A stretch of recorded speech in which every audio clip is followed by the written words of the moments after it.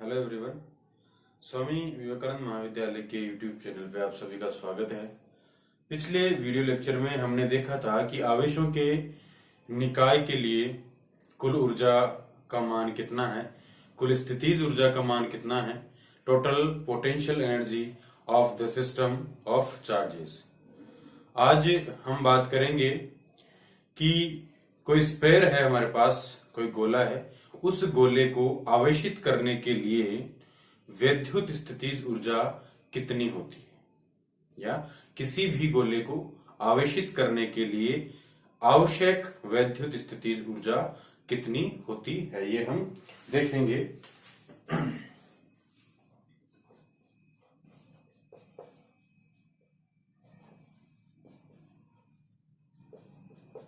गोले को समावेशित करने पर वैद्युत स्थितिज ऊर्जा या करने के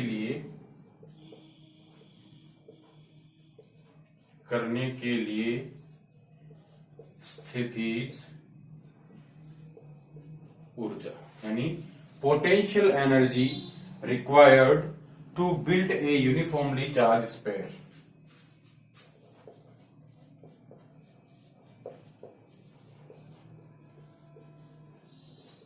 Potential energy required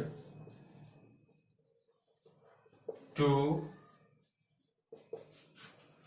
build an uniformly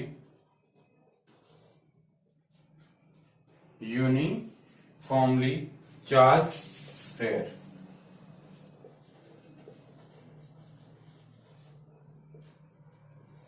किसी भी गोले को समावेशित करने के लिए आवश्यक स्थितिज ऊर्जा कितनी होगी, ये हम देखेंगे। तो यहां सबसे पहले हम एक अजम्पशन लेंगे, हम ये मान के चलेंगे कि हमारे पास आर त्रिज्या का कोई एक गोला है। Let us assume that there is a sphere with radius capital R. तो यहां मैं ये मान के चलता हूं कि ये मेरे पास कोई आर रेडियस का स्फेयर है, ठीक है। और इस स्फेयर को, इस गोले को मैं छोटे छोटे गोलों से मिलकर बना मान सकता हूं, छोटे छोटे स्फेयर से बना मान सकता हूं। तो जैसे मैंने इसको छोटे छोटे गोलों से मिलकर के बना मान लिया, और यहां जो है चार्ज डिस्ट्रीब्यूटेड है, ये मैं यहां से मान लेता हूं। और ये रेडियस आर है, और यहां ये स्मॉल आर से मैं इसको डिनोट करता हूं, और ये जो इसकी मोटाई है उसको मैं डी आर से डिनोट करता हूं। अब हम देखेंगे कि इसकी पोटेंशियल एनर्जी कितनी होगी। इसको चार्ज हम कर रहे हैं, तो ये चार्ज करने पर इसकी पोटेंशियल एनर्जी कितनी है, ठीक है। तो यहां हम मान लेते हैं कि माना आर त्रिज्या के एक गोले को क्यू आवेश से आवेशित किया जाता है। मान लिया, let us assume that there is a sphere of radius R and it has been charged by Q charge, ठीक है।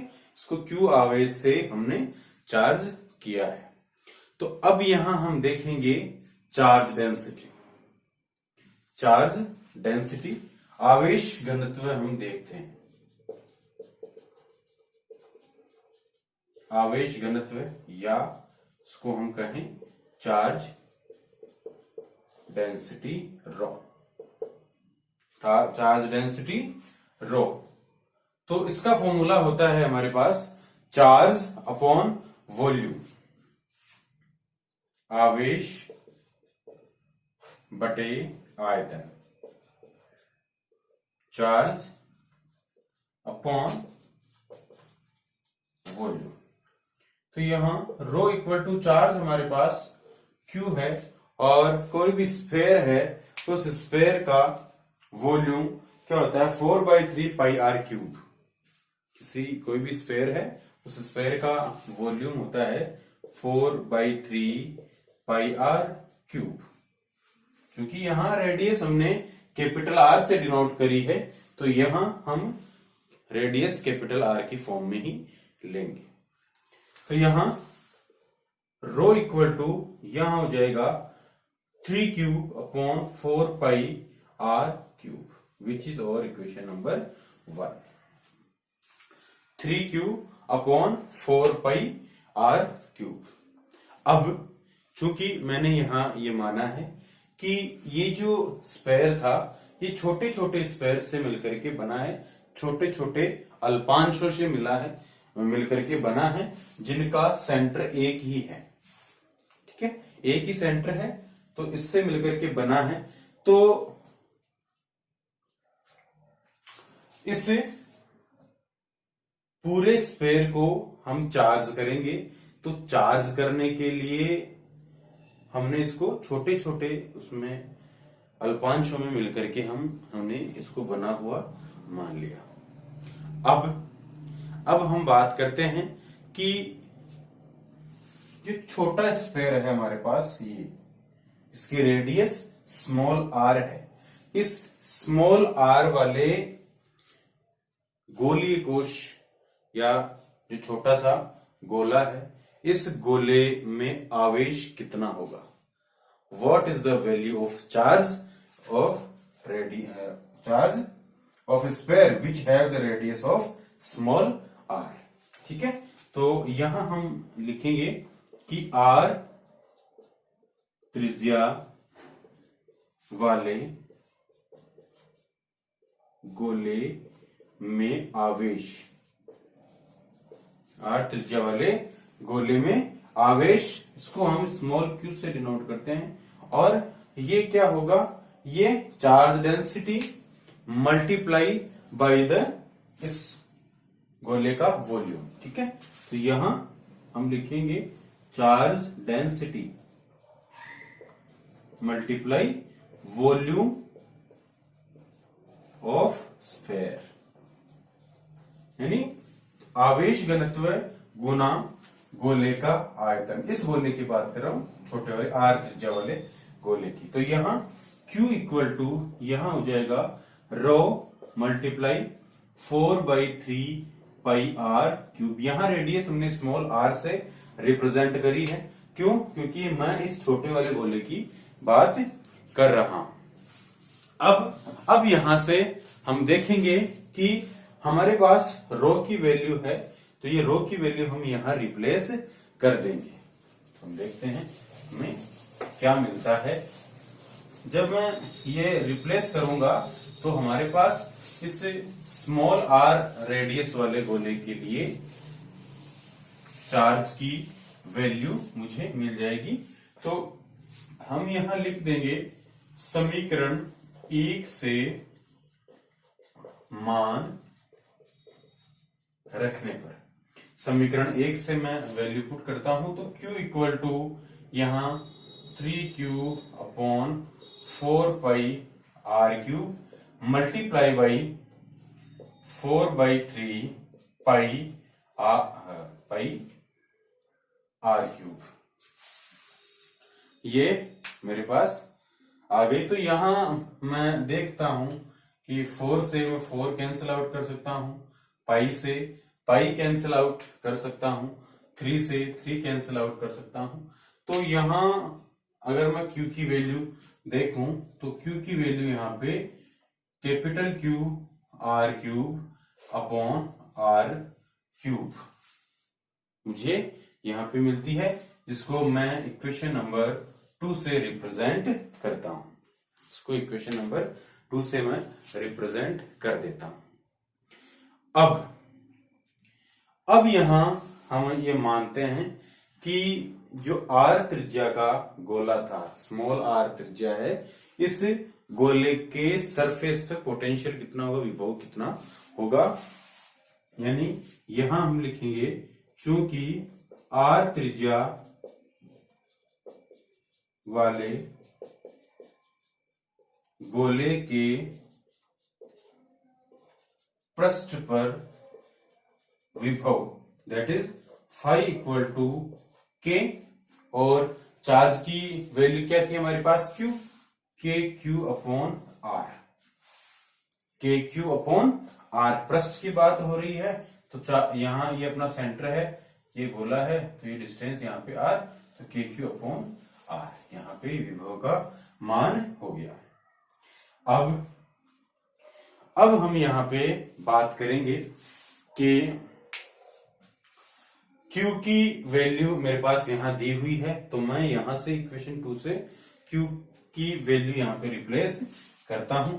तो फाई इक्वल टू यहां पे K और Q की वैल्यू मेरे पास Q R cube upon R, और जब मैं रिप्लेस करता हूं तो R से यहां स्क्वायर, तो यहां हो जाएगा phi equal to K Q R square upon R, K Q R square upon R, और ये इक्वेशन नंबर मैं 3 से इसको डिनोट कर देता हूं।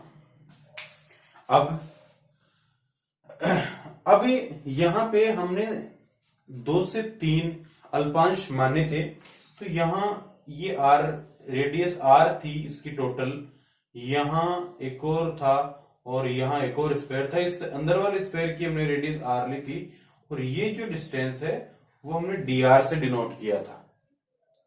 ठीक है, तो ये थिकनेस है, ये मोटाई है डी आर। इस डी आर मोटाई वाला जो गोला है इसमें कितना आवेश होगा, डी क्यू। ठीक है, तो इसमें हम आवेश की वैल्यू कैलकुलेट करते हैं।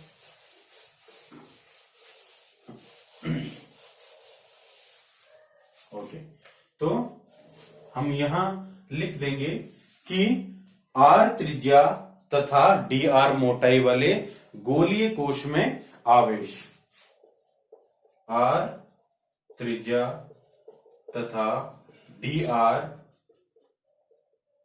मोटाई वाले गोलीय कोश में आवेश। तो यहां हम चूंकि डी आर ले रहे हैं, तो यहां पे ये डी क्यू इक्वल टू क्या होगा, यहां से मैं इसको यहां लिख देता हूं, डी क्यू इक्वल टू होगा 3Q R square upon R cube dot D R. क्यों? क्योंकि इक्वेशन जो 2 है, इस इक्वेशन 2 का मैं क्या कर दूंगा, Q है मेरे पास इस इक्वेशन, और हमें क्या कैलकुलेट करना है, डी क्यू कैलकुलेट करना है, तो मैं इस इक्वेशन जो 2 है इसका मैं अवकलन कर दूंगा। ठीक है, तो यहां मुझे मिलेगा 3Q R square upon R cube, 3Q R square upon R cube. भी क्यों आया, क्योंकि समीकरण 2 का अवकलन करने पर, समीकरण 2 का मैंने यहां पे अवकलन किया है।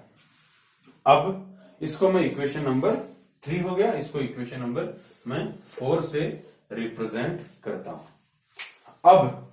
अब जो आर त्रिज्या का गोला था, स्मॉल आर त्रिज्या का, इस गोले को डीक्यू अतिरिक्त आवेश देने पर किया गया कार्य जो होगा वो स्थितिज ऊर्जा के रूप में संचित हो जाएगा। आर त्रिज्या का जो गोला था, कौन सा गोला, ये मेरे पास कैपिटल आर, फिर इसको हमने छोटे छोटे इसमें डिवाइड किया था, मैं इस अंदर वाले आर रेडियस वाले गोले की बात कर रहा हूं। तो आर रेडियस वाले जो गोला है इसको हमने डी क्यू आवेश अतिरिक्त दिया है। तो डी क्यू आवेश अतिरिक्त देने पर जो किया गया वर्क होगा, ठीक है, वो उसकी पोटेंशियल एनर्जी की फॉर्म में स्टोर हो जाएगा। यानी यहां हम लिख सकते हैं कि आर त्रिज्या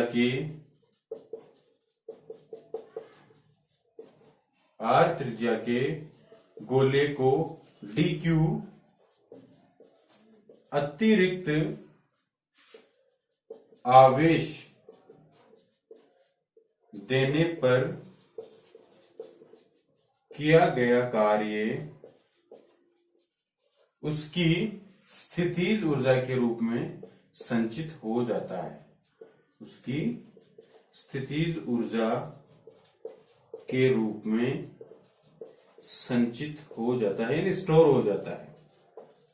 ठीक है, विच मीन्स यहां पे D U equal to D W, इसलिए यहां पे D U equal to D W, क्योंकि ये क्या है, डी क्यू आवेश देने की बात कर रहा हूं और ये यहां पे डी यू से हम उसकी स्थितिज ऊर्जा की बात कर रहे हैं जो डी डब्ल्यू के बराबर होगा, और वो क्या होगा, equal to phi D Q. किसके इक्वल होगा, फाई डी क्यू के।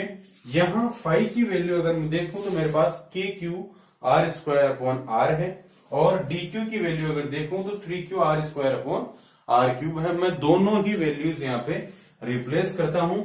पहले मैं फाई की वैल्यू रिप्लेस करता हूं K Q R square upon R, and D Q की वैल्यू यहां से मैं रिप्लेस करता हूं 3q R square upon R cube. ये दोनों वैल्यूज मैंने यहां रिप्लेस कर दी। अब मैं यहां देखता हूं कि यहां जो भी यहां कैंसिल आउट हो रहा हो तो मैं उसको कैंसिल आउट कर दूंगा, लेकिन यहां मैं देख रहा हूं कि कुछ भी कैंसिल आउट नहीं हो रहा, और यहां चूंकि हमने इसका अवकलन आर के सापेक्ष किया तो डी आर यहां और ऐड होगा डॉट डी आर। ठीक है, तो यहां चूंकि कोई भी कैंसिल आउट नहीं हो रहा है तो ये आपस में मल्टीप्लाई होंगे और ये हो जाएगा 3k स्क्वायर आर की पावर 4 डॉट डी आर, और अपॉन में आर, यहाँ पे आर क्यूब है और ये आर 6 हो जाएगा। तो यहां से डी यू है उसकी वैल्यू यहां हो जाएगी 3k स्क्वायर आर की power 4 R 6 dot D R. ये मेरे पास डी क्यू की वैल्यू आ गई, और इसको मैं इक्वेशन नंबर 5 से डिनोट कर देता हूं। अब हम बात करते हैं कि पूरे गोले की, ये हमने जो छोटा गोला था अंदर हमने लिया था उस गोले की बात हो रही है, लेकिन अब मैं बात करूं पूरे गोले की, यानी आर त्रिज्या वाला, कैपिटल आर रेडियस वाला जो स्फीयर था उसकी बात करता हूं। उसको हमने चार्ज क्या दिया था, चार्ज दिया था कैपिटल क्यू। यानी अब मैं पूरे गोले की बात करता हूं। तो यहां हम बात करते हैं कि संपूर्ण गोले को, जो एक गोला लिया था उस संपूर्ण गोले को आवेशित करने के लिए, अतः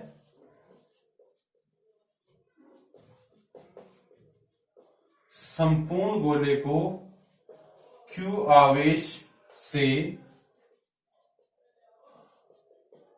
आवेशित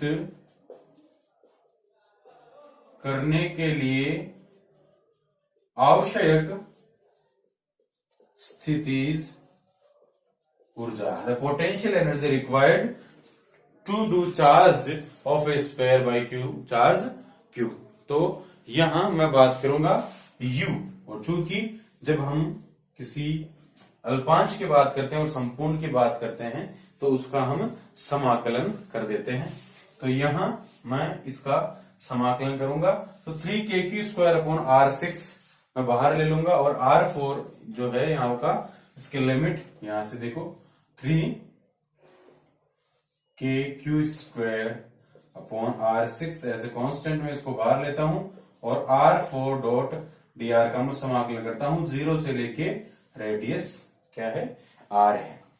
तो मैं इसका जब समाकलन करता हूं तो यहां 3k³ स्क्वायर अपॉन R6 और यहां होगा R5 अपॉन 5, R5 अपॉन 5 और ये हो जाएगा यहां से 0 से R, तो यहां 3k³ square upon R6 R5 upon 5।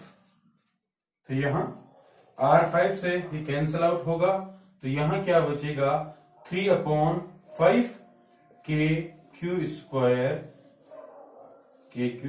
Upon R, 3 upon 5 KQ square upon R, जो कि किसी गोले को आवेशित करने के लिए आवश्यक स्थितिज ऊर्जा की मात्रा है। इस प्रकार हमने एक छोटी सी डेरिवेशन की है, लेकिन परीक्षा की दृष्टि से अगर एग्जाम के रेफरेंस में हम देखें तो ये बहुत ही इंपॉर्टेंट डेरिवेशन यहां पे हमने की है।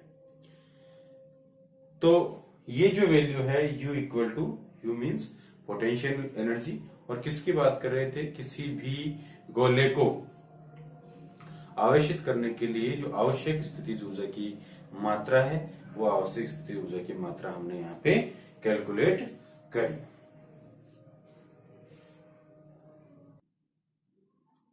अब हम ये देखेंगे कि R त्रिज्या का हमारे पास कोई चालक गोला है। इस चालक गोले को Q आवेश से आवेशित करने के लिए वैद्युत स्थितिज ऊर्जा कितनी चाहिए। अब तक हम जो बात कर रहे थे वो किसी गोले की बात कर रहे थे, अब यहां स्पेशल केस हमने लिया है कि कोई चालक गोला है। गोला कैसा है, कंडक्टर है एक तरह से, ठीक है। तो यहां जैसा कि हम देख रहे हैं कि यहां हमने एक रेडियस R रेडियस का एक स्फीयर लिया है और इस पे, इसके सरफेस पे, इसके पृष्ठ पे आवेश वितरित है। तो यहां से अगर मैं ये मान लेता हूं कि आवेशन की प्रक्रिया में किसी समय गोले पर आवेश Q है, तो गोले के पृष्ठ पर विभव phi equal to KQ upon R, KQ upon R। अब जिस प्रकार हमने पहले वाली डेरिवेशन में गोले को अतिरिक्त आवेश DQ दिया था, तो वैसे ही यहां क्या करेंगे कि अतिरिक्त आवेश DQ है उसको अनंत से किसी गोले के सरफेस तक हमें लाना है, उसके पृष्ठ तक हमें लाना है, और उसमें किया गया कार्य क्या है, dW होगा। तो यहां हम मान लेते हैं कि अतः अतिरिक्त आवेश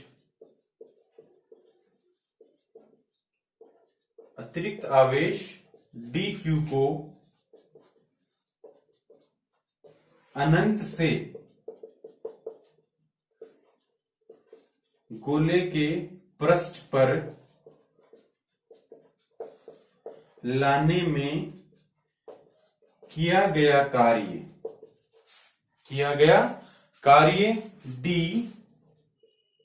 dW डैश इक्वल टू, मैं यहां dW डैश से ले लेता हूं, equal to phi DQ। Phi की वैल्यू यहां से मेरे पास है KQ अपॉन R एंड ये हो गया DQ। ये मेरे पास dW डैश की वैल्यू हो गई। अब मैं यहां बात करता हूं कि कुल आवेश Q से आवेशित करने में किया गया कार्य, Q आवेश से आवेशित करने में किया गया कार्य।